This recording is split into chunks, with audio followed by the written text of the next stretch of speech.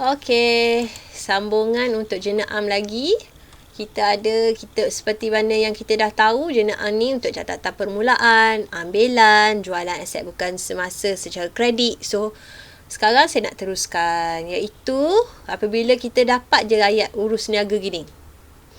Iaitu urus niaga A, membeli sebuah komputer dan mesin pencetak daripada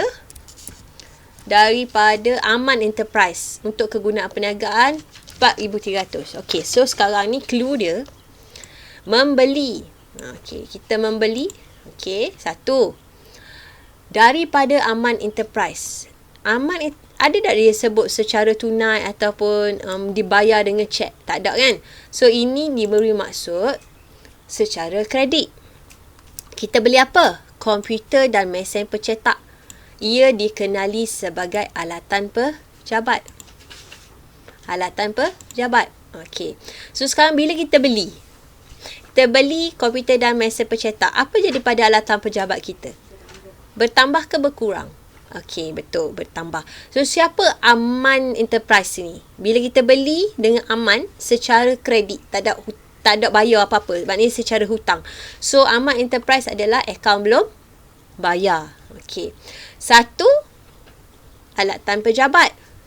Dua, akaun belum bayar. So kita dah dapat dua benda. So yang paling penting, setiap kali urus niaga, kita mesti kenali dua benda. Yang mana nak didebitkan, yang mana nak dikreditkan. Sebab ia memerlukan catatan bergu. Memerlukan catatan bergu. Dalam jenayah mesti ada debit se, ada kredit se. So kita tahulah kat sini, kita nak debit apa?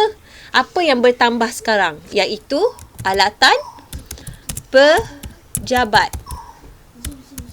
Alatan pejabat. Okey. Alatan pejabat kita bertambah sebanyak 4,300. 4,300. Okey. Dan kita nak kredit apa? Kita akan kreditkan akaun belum bayar. Siapa? Ya, Aman Enterprise. Kita kreditkan dia.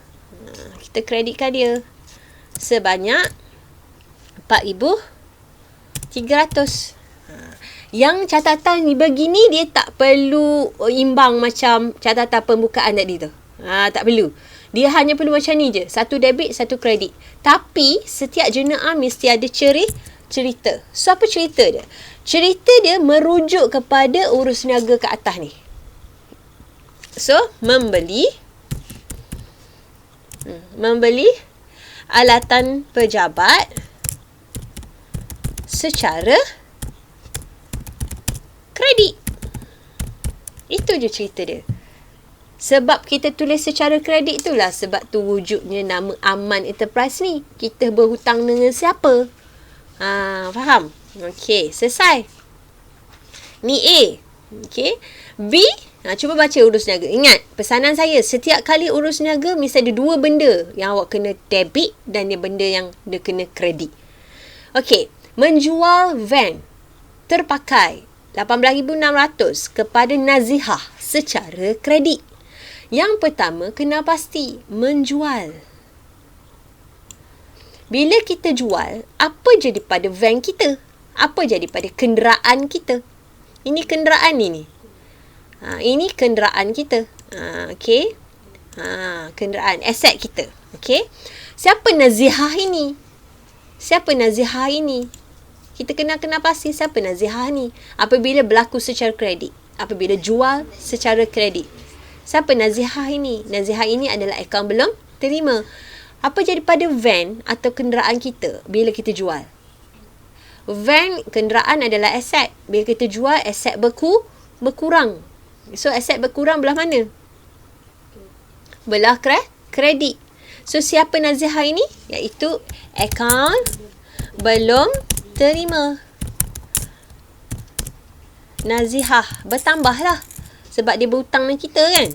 So, bertambah. Bila bertambah, dia akan duduk belah debit lah. Nazihah ini. 18,600. Nak kredit apa? Kenderaan. Sebab apa kenderaan kita kredit? Sebab kenderaan kita jual. bila kita jual, bertambah ke berkurang kenderaan kita? Makin berkurang. Aset berkurang belah kredit 18,600. Jenayah wajib ada cerita. So, apa cerita dia? Jual van secara kredit. Bila secara kredit, mesti ada nama orang. Betul lah, kita dah tulis nama orang kat situ. Kan? Selesai lah, habis. Kalau ikut markah ni satu markah, dua markah, dan dekat cerita ni 3 markah, 4 markah, 5 markah, 6 markah. Nampak? Cara nak skor. Okay, next, urus niaga ketiga. Pemilik membawa masuk perabot peribadi 2,400 ke dalam perniagaan. Okay, pemilik ni dia banyak nak perabot kat rumah dia. Dia buat masuk ke dalam kedai untuk kegunaan perniagaan. Betul tak? Jadi perniagaan tak perlu keluarkan duit untuk beli perabot. Betul? Jadi apa jadi pada perabot perniagaan? Perabot dalam kedai bertambah. Perabot dalam kedai bertambah sebab pemilik mari orang masuk. Perabot dari sutir kerusi, mari sofa pula. Jadi bertambahlah perabot dalam perniagaan. Perabot adalah aset. So aset bertambah belah debit. Okey. Apabila pemilik dia bawa masuk benda-benda peribadi dia, okey, dia berkorban untuk perniagaan, dia dianggap sebagai modal tambahan. Saya ulang lagi sekali. Pemilik kalau dia bawa masuk apa-apa peribadi dia ke dalam perniagaan, dia dianggap sebagai modal tambahan. Jadi, modal adalah ikuti pemilik. Ikuti pemilik belah mana? Kalau bertambah belah mana? Sekarang ni kenapa modal dia bertambah? Sebab dia membawa masuk perabot peribadi dia. Perabot peribadi dekat rumah, dia buat masuk dalam perniagaan. So, dia dianggap sebagai modal tambahan. Modal dia bertambah. Equity pemilik bertambah belah kredit. So, yang bertambah dekat sini iaitu perabot bertambah. Betul tak? Perabot bertambah. So, perabot aset. So, di sini debit apa? Debit perabot. Betul? Debit perabot. Okay, debit perabot sebab bawa masuk kan. Okay, 2,400. Nak kredit apa? Ya, pandai. Kredit modal. Sebab apa kredit modal? Sebab apa kredit modal? Sebab dia bawa masuk perabot peribadi dia. So, modal dia pun bertambah. Apa cerita dia? Ya, membawa masuk perabot peribadi ke dalam perniagaan. Itu aja. Dapat lagi 3 markah. 1, 2, 3.